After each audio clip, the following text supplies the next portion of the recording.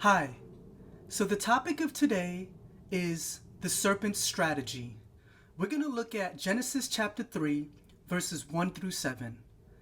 First, I'm going to read through the first 7 verses. Then I'm going to go back and we'll approach each verse one by one. And the goal of today is to really break these verses down and to understand what kind of strategies that the serpent is using that eventually causes Eve to eat of this forbidden fruit. I'm going to read off of the KJV version of the Bible. You guys can follow with any version you'd like. This is just the version that I started to study with, and so this is just what I'm comfortable with. So verse 1. Now the serpent was more subtle than any beast of the field which the Lord God had made. And he said unto the woman, Yea, hath God said, Ye shall not eat of every tree of the garden? And the woman said unto the serpent, We may eat of the fruit of the trees of the garden, but of the fruit of the tree which is in the midst of the garden, God hath said, Ye shall not eat of it, neither shall ye touch it, lest ye die. And the serpent said unto the woman, Ye shall not surely die. For God doth know that in the day you eat thereof, then your eyes shall be opened, and ye shall be as gods, knowing good and evil. And when the woman saw that the tree was good for food, and that it was pleasant to the eyes, and a tree to be desired to make one wise, she took of the fruit thereof, and did eat, and gave also unto her husband with her, and he did eat. So let's go back and take a look at verse 1. And verse 1 is very, very key because within it, it shows us a lot about the serpent. And the first thing that the Bible states about the serpent is that he is more subtle than any beast of the field which the Lord God has made. So if we take a deeper dive into what the word subtle really means, Merriam-Webster defines subtle as delicate, elusive, difficult to understand and to perceive, perceptive, refined, having keen insight and ability to penetrate deeply and thoroughly, highly skilled, an expert, cunning, ingenious, artful, crafty, and insidious. So that's the first thing that the Bible describes the serpent as, being very subtle. And the next thing on this verse is, And he said unto the woman, Yea, hath God said, Ye shall not eat of every tree of the garden? So with this, we can see that it's the serpent that first approaches Eve. It's the serpent that is the initiator. It's the serpent that first starts this whole process of sin. And the question that he chooses to ask Eve is a question that tests her knowledge.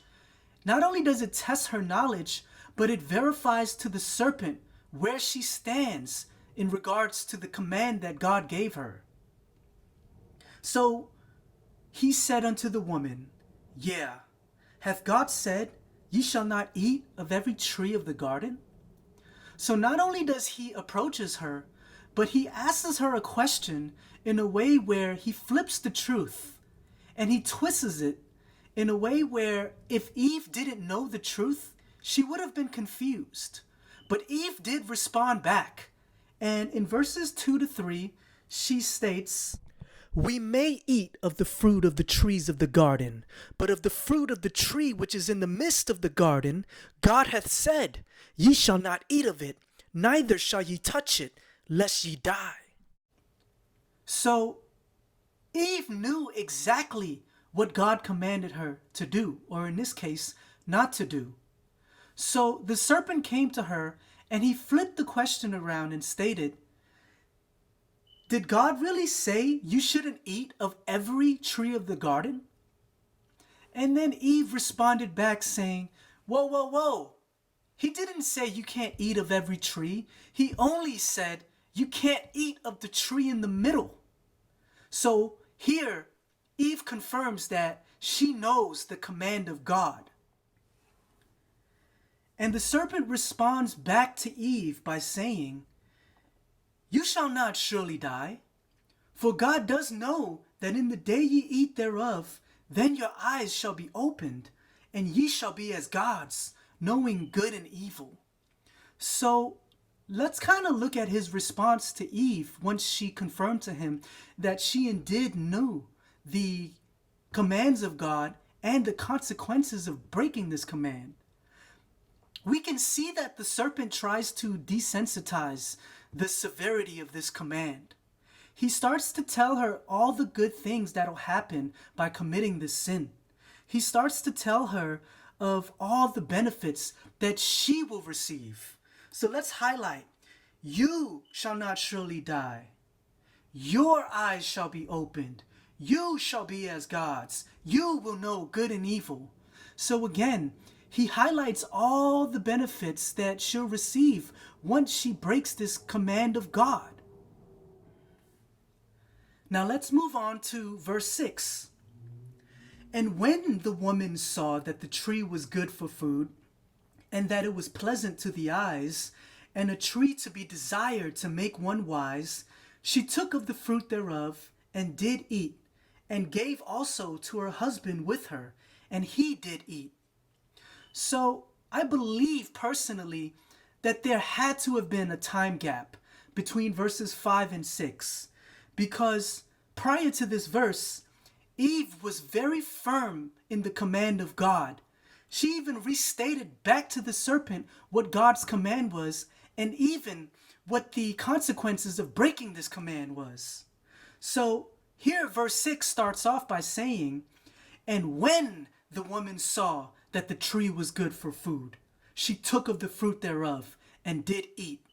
So sometime between verses 5 and verses 6, she started to become desensitized to the fear of God.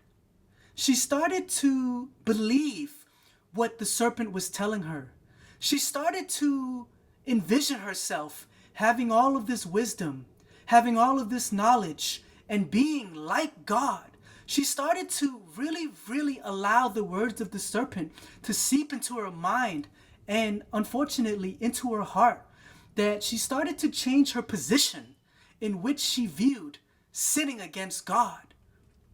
If we go back to verses 2 and 3, she's very clear, she's very firm with the command of God and what will happen once this command is broken. But if you jump to verses 6, which is 2 to 3 verses down, her mind changed. She no longer saw that it was a sin. She saw that it was good. So as she sinned, she thought that it was good. She's standing in two different positions now, where originally she knew exactly what not to do and the consequences thereof. But if we jump to verse 6, she started to see that it was a good thing, that eating the fruit would benefit her. And she got to a point where she no longer needed the serpent to convince her, because she herself now thought that the tree was okay to eat from, that it was pleasant in her eyes, that the fruit will benefit her by making her wise. She was so convinced that this was now a good thing that she even wanted Adam to experience the benefit. So just a few takeaways from these verses. The serpent is described with one word: subtle. The serpent is the initiator. He comes and finds you the same way he came and found Eve. He first tests you, and he verifies where you are in regards to your knowledge of God's commands. And he gauges how anchored you are, or how loose your position is with keeping the commands of God. He gives you half-truths or twisted truths, and he tests you to see if you can discern if what he's giving you is a lie. And if you remain firm, as Eve first was in verses 2 to 3, he starts to desensitize you to the sin.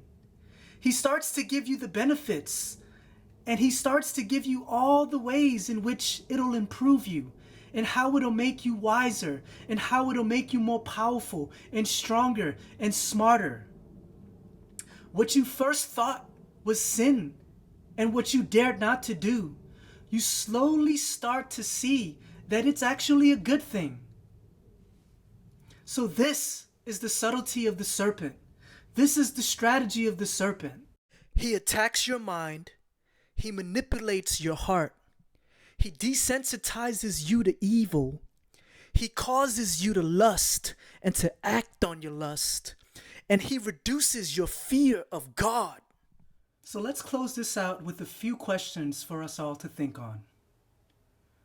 What do you think makes the serpent so convincing? What do you think could have happened to Eve between verses 5 and verses 6 that changed her mind and that changed her perception of eating of the fruit? And did Eve seem scared when the serpent first approached her? Do you think that she was frightened or worried? So that's it for today, guys. And I thank you for your time, and I thank you for your support. Please subscribe to our channel, Letters to the Lord, and check out our website, letterstothelord.org. Stay tuned for the next study. Thank you.